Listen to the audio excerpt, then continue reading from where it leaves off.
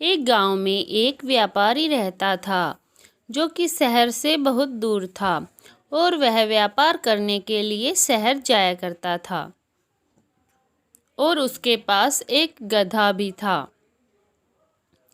जो बहुत ही आलसी था। उसे खाना और सोना ही पसंद था।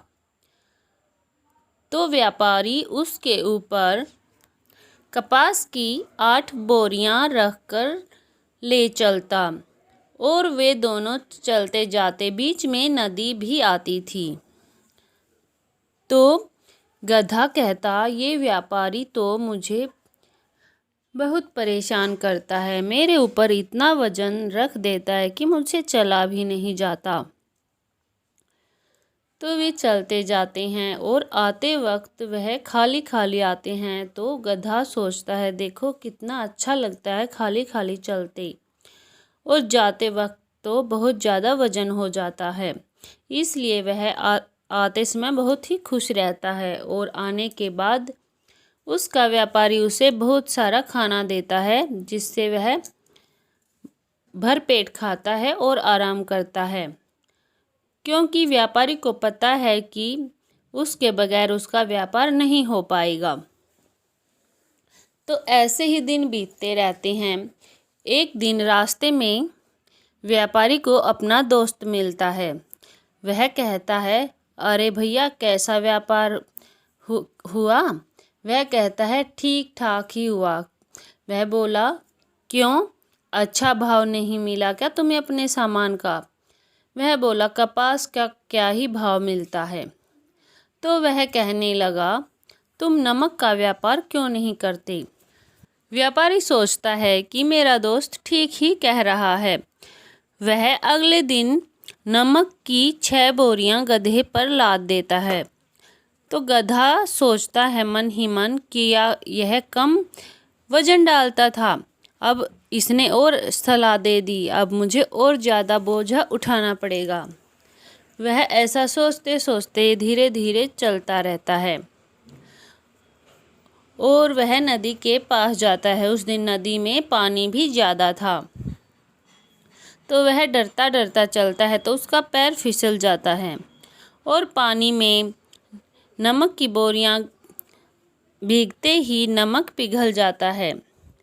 और वो नदी पार करने के बाद देखता है कि वो मैं बच तो गया, और वह सोचता है कि मेरा वजन भी गायब हो गया।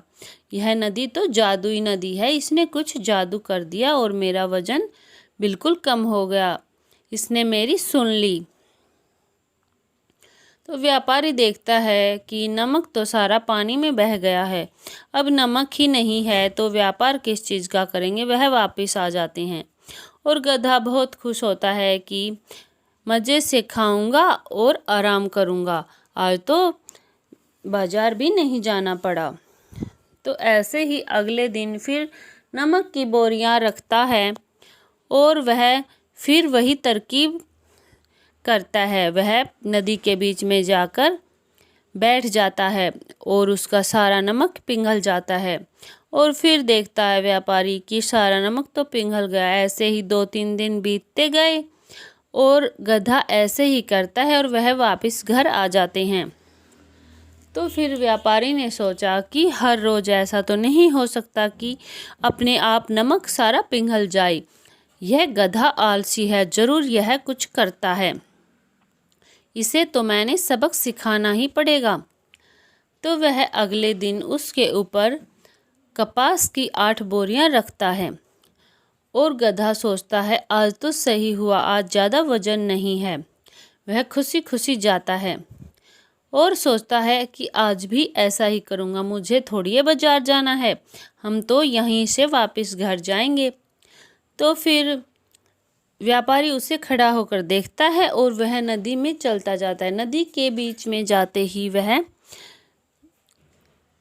बैठ जाता है और फिर कपास का वजन दोगुना हो जाता है। जैसे ही वह नदी से निकलता है वह और ज़्यादा वजन के कारण चल ही नहीं पाता और व्यापारी उसे मार मार कर ले जाता है। तो वह सोचता है आज तो नदी ने कोई जादू ही नहीं किया, इसने मेरा साथ ही नहीं दिया। तो ऐसे व्यापारी अपने गधे को सबक सिखाता है और उसके बाद वह गधा सुधर जाता है। उसके बाद वह नदी में कभी नहीं बैठता। तो ऐसी अच्छी अच्छी कहानियों के लिए हमारे चैनल को सब्सक्राइब कर लें और हमारी वीडियो को लाइक और शेयर ज़रूर करें और कमेंट भी करें। धन्यवाद।